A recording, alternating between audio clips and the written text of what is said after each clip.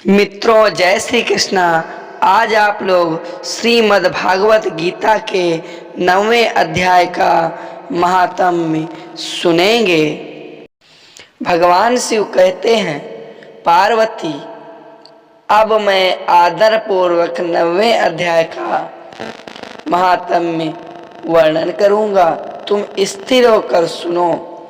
नर्मदा के तट पर महिष्मती नाम की एक नगरी है। वहां माधव नाम के एक ब्राह्मण रहते थे, जो वेद वेदांगों के तत्वज्ञ और समय समय पर आने वाले अतिथियों के प्रेमी थे।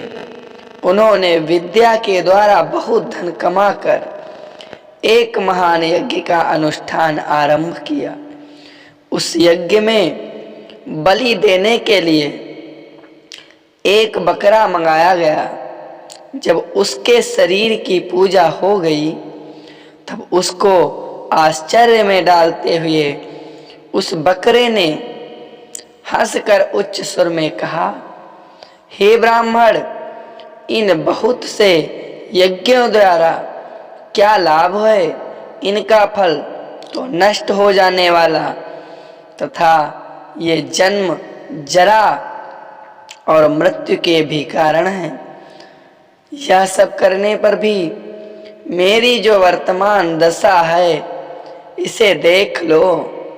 बकरे के इस अत्यंत कौतूहल जनक वचन को सुनकर यज्ञ मंडप में रहने वाले सभी लोग बहुत ही विस्मित हुए। तब वे यजमान ब्राह्मण हाथ जोड़कर अपलक नेत्रों से देखते हुए बकरे को प्रणाम करके आदर के साथ पूछने लगे।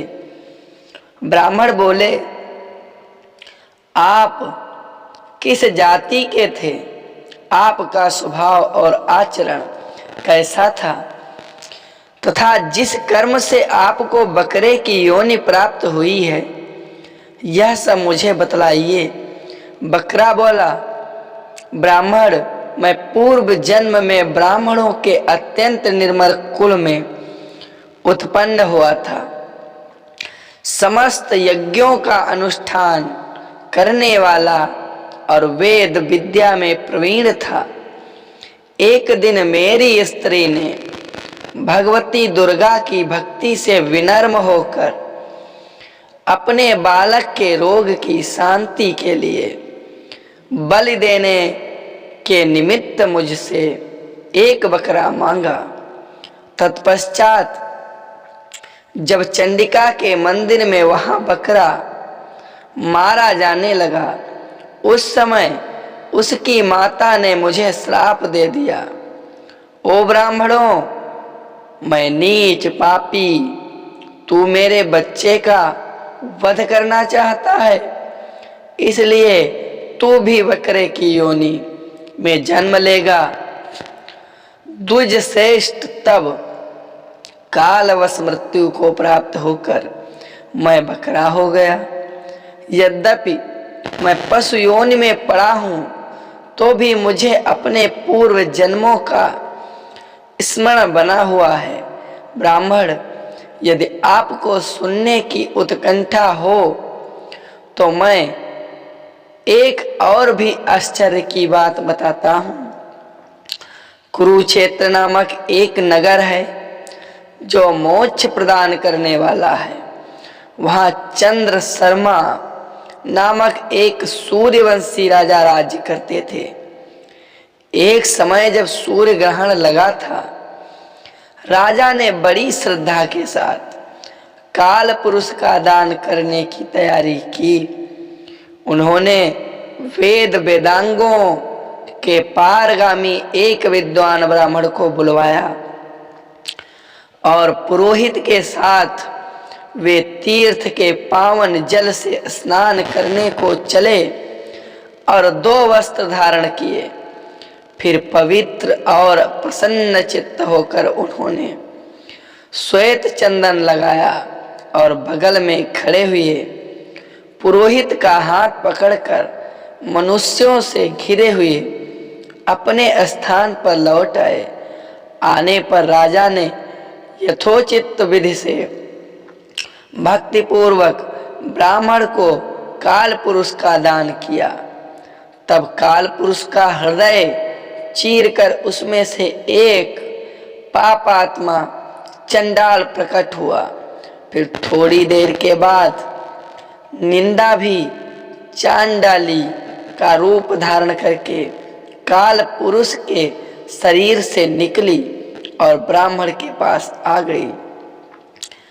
इस प्रकार चंडालों की वह जोड़ी आंखें लाल किए निकली और ब्राह्मण के शरीर में हठात प्रवेश करने लगी।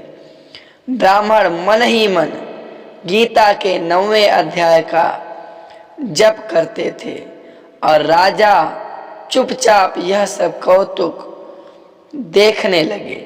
ब्राह्मण के अंतकरण में भगवान गोविंद शयन करते थे, वे उन्हीं का ध्यान करने लगे। ब्राह्मण ने जब गीता के 9वें अध्याय का जप करते हुए अपने भगवान का ध्यान किया, उस समय गीता के अक्षरों से प्रकट हुए विष्णु दूतों द्वारा पीड़ित होकर वे दोनों चांडाल भाग चले। उनका उद्योग निष्फल हो गया।